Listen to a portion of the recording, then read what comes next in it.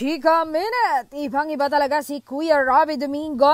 Pabor na pabor talaga siya sa pagmamahala ng kaibigan niyang si Bel Mariano at Donnie Pangilinan. Ayon, tinimbog na naman ni Kuya Robby on national TV sa PGT kung sino nga ba ang nanalo sa puso ni Donnie Pangilinan. Walang iba kundi si Bel Mariano. Sinusolo daw ni Bel itong si Donnie Pangilinan. Ito, panoorin po ninyo. Bes, no, diba? Alam nyo, yan ang sinasala na ba?